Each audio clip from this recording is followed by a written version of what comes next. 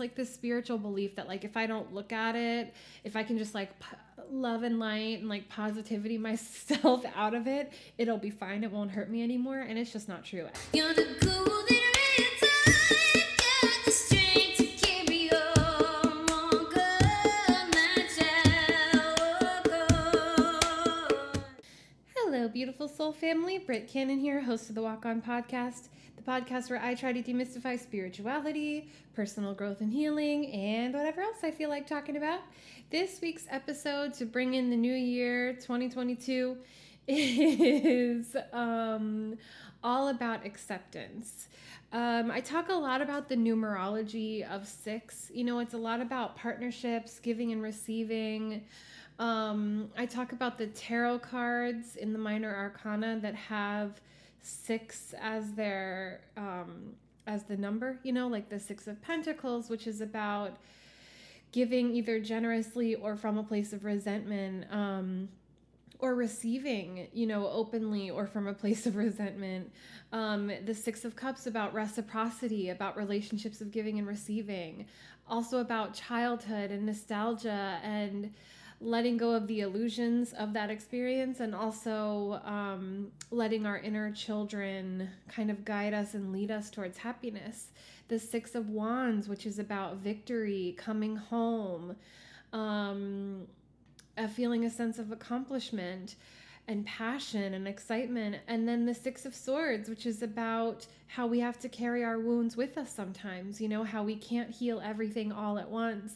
And sometimes it's about carrying on. Sometimes it's about retreat or quiet passage through a difficult time. And I think all of those facets of the number 6 are really interesting for this moment in history. As far as acceptance is concerned, I just think like if you can't acknowledge the truth of a situation, it's really hard to move past it, to heal it, to transcend it, to alchemize it into something beautiful. I think about this a lot in my own life experience with abusive relationships with my family of origin, and then romantically and platonically, and even with like bosses. You know, I've often found myself in deep denial. And, you know, if you think of the stages of grief, every time I like have them in my head, I've memorized them. Like for real. I've read a lot about this, and you know, you just talk about something enough and you come to memorize it. But every time I go to talk about it, it's like leaves my brain entirely. So there's like anger, bargaining, denial, depression. Oh, God damn it. Let me just Google it. I had to do this during the podcast too. Grief stages. There's a cute little graphic that I love that just really lays it out for you. Denial, anger, bargaining, depression, acceptance. Boom, boom, boom, boom, boom. There we go. So denial is the first one, right? It's like in the case of bereavement, like when a loved one passes, denial is like when you wake up in the morning and you kind of forget. You know, it's that in the movies when someone finds out that a loved one has passed, the first thing they do is no, no, no, right? That's the denial. It's like your brain literally can't handle the information, and so it just goes into like, this is not happening mode. Obviously, all of these stages, like all healing, isn't like you aren't going to progress through them in a linear fashion. You, in fact, kind of like cyclically might revisit them. Anyone who's lost a loved one knows that, you know, 7 years down the line, you might have a dream about them and then wake up and for a few minutes forget that they're gone until it hits you. And then you have to go through all the stages again. You know, you go through the anger, the bargaining, the depression, and ultimately, once again, the acceptance. And I think these stages are just a good reminder that like life is not smooth, you know, that like we're gonna go through shit because that's part of being alive, and that this is a way that you process, that you allow yourself to feel your emotions, that you allow yourself to accept the reality of a situation, allow yourself to move through instead of being avoidant, of running away, of distracting yourself. You know, I talk about this a lot on this podcast because my whole life I've been a very sensitive person, to my own detriment. When you're growing up in a toxic family, anyone out there who's sensitive, you know how much of a weakness in those environments being sensitive is, or that how it's seen as a weakness. But anyone who's done healing work knows that sensitivity is a strength. It's what allows you to heal. It's what allows you to process. It's what allows you to love on a really deep level. So thankful for it. But in my childhood, I didn't,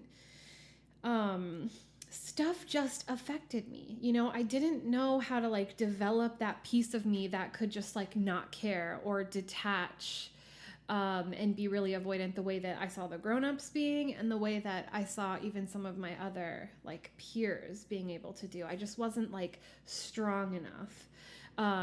Sarcastic quotes. Because I think that's a really capitalistic notion, or like idea, that like we're meant to be robots, we're meant to not feel, we're meant to not have emotions, we're meant to let stuff just kind of like water off a duck's back, not affect us, when it's just like, it's impossible. We're humans, we're alive, we're supposed to have emotions. And in fact, even the people who are best at pretending that they don't still do. Not so secret. So in my own life, I have found myself in deep denial when I've been my most avoidant. There are so many situations I could talk about.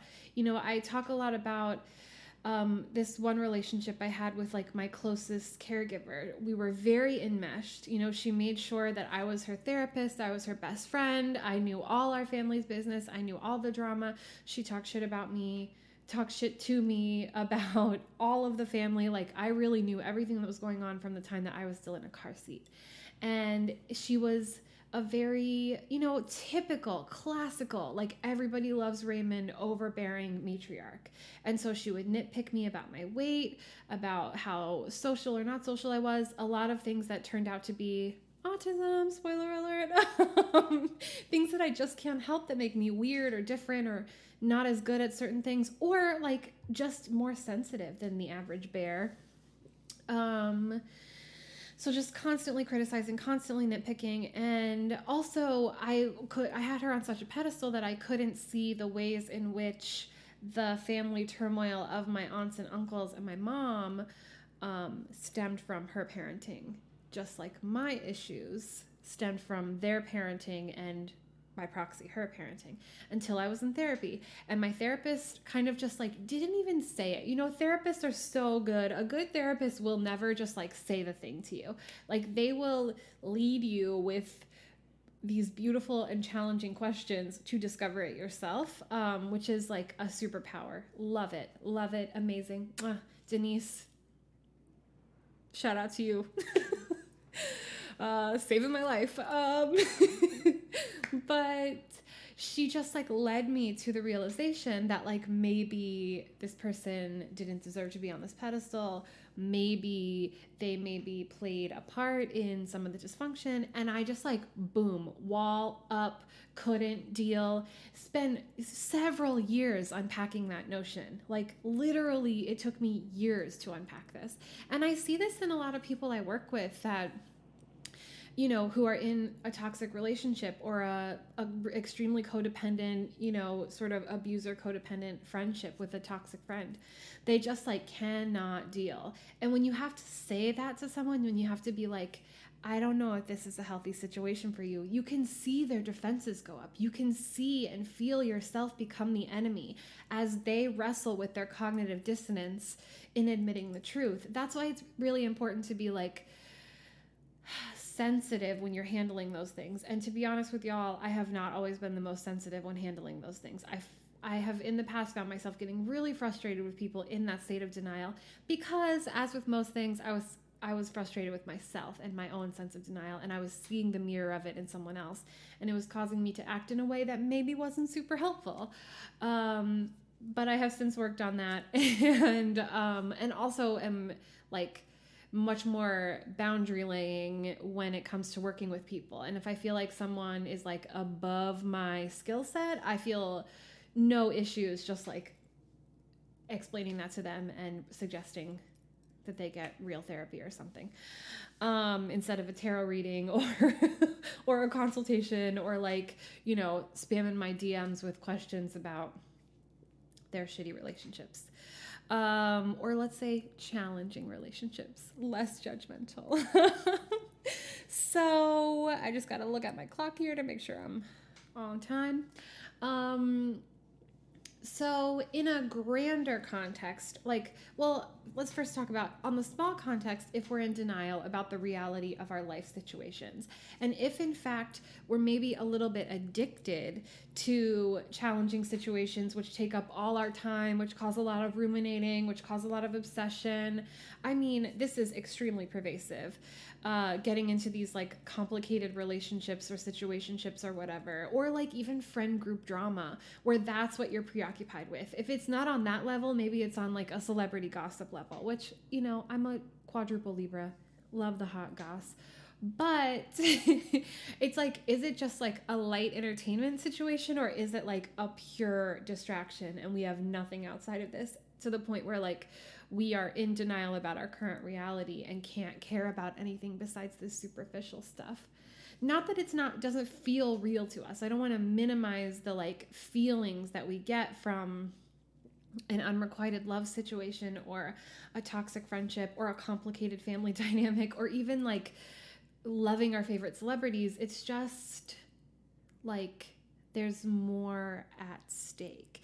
And what's going on right now, I think, is a beautiful and terrifying example of this denial that we're in, this like opposite of acceptance situation with COVID and with climate change. I recently watched the movie Don't Look Up, which I know everyone has. It's like one of the most watched movies on Netflix right now. And I think it's because something really resonated with so many people about that, about feeling like you are looking at the events unfolding and you are scared and upset, and you want to figure out something you could do, and you want to feel like you can help to change things. You feel like you understand the order of events that need to take place in order to make sure we're safe, make sure we're taken care of, and make sure that we're dealing with the situation at hand. And yet you have all the people with all the power, at least in the system that we're set up in at this moment. Obviously there's more of us than there are of them, so by sheer numbers, we have more power, but we are all operating under the illusion and sort of like the Matrix belief that they have all the power. They're the ones making the decisions, the people with the money, the people who make the laws, blah, blah, blah, blah. And so stuff seems really fucking out of our hands. That's, you know, best case scenario, you have someone who gets radicalized and who takes action. And tries to start a movement, tries to start a union, tries to post about stuff on the internet, tries to make YouTube videos appealing to people's consciousness. That's like your best case scenario. But even still, there's a powerlessness, and there's an acceptance. I mean, it's like acceptance doesn't necessarily mean surrender. Like acceptance doesn't necessarily mean taking no action. Acceptance just means things are shitty. I'm going to do what I can do one little step at a time to make sure that they become better. And I guess that's a misunderstanding that some people are operating under. It's like this spiritual belief that like, if I don't look at it, if I can just like love and light and like positivity myself out of it, it'll be fine. It won't hurt me anymore. And it's just not true. And also the moment for that to be even a remotely acceptable reaction is gone, been gone. We're like, you know, we're like seeing the effects of climate change. We're like I think I saw a statistic today that was like 1 in 400 Americans have died from COVID. Like, think of the grief, think of the loss, think of the trauma. Like, this is real. This is real. People are hurting. People are suffering. Every day, more people are housing insecure. Every day, we get closer to things like famine. Every day, Bill fucking Gates buys more farmland to make his like weird GMO crops. I don't know. If y'all haven't, like, this is not even a conspiracy theory. If y'all haven't looked into Bill Gates buying up the farmland, go do that, because scary shit. Shit beyond what like dystopian sci-fi writers could even come up with. It's just like bad. And I think, you know, I read a lot about climate change and how like people, it's such a big problem and it seems like such a future problem that like our brains have a hard time even like holding the space for the truth of the situation. So it's understandable, like no judgment from me. Like I said, I've operated under my fair share of denial in my life. And you know, it takes a lot of work to get to acceptance. As I said before, it's not linear. It's not just like denial, check. Felt a little denial. Now I can move on to literally, at least my brain when I go to talk about it. Denial, anger, bargaining, depression, acceptance. There we go. 5 stages of grief. Did I say 7? I know they recently talked about adding a 6th stage, which is that like alchemizing, like making art, making something positive out of the experience of grief. But that's neither here nor there at this moment in this conversation. So let's get back on track. Denial, check. Now I'm going to go to anger. Check. Felt mad for a few minutes. Now I'm going to go to bargaining. Why, God, why? If you do this, then I'll do that. Check. Did it.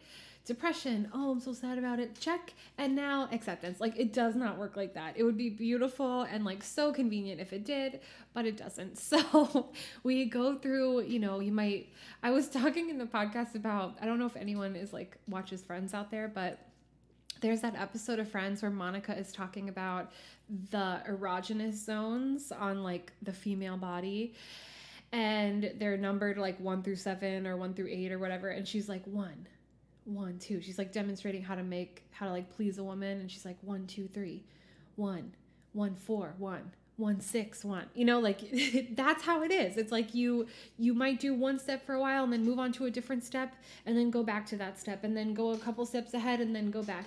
And so it's just like everything is a spiral.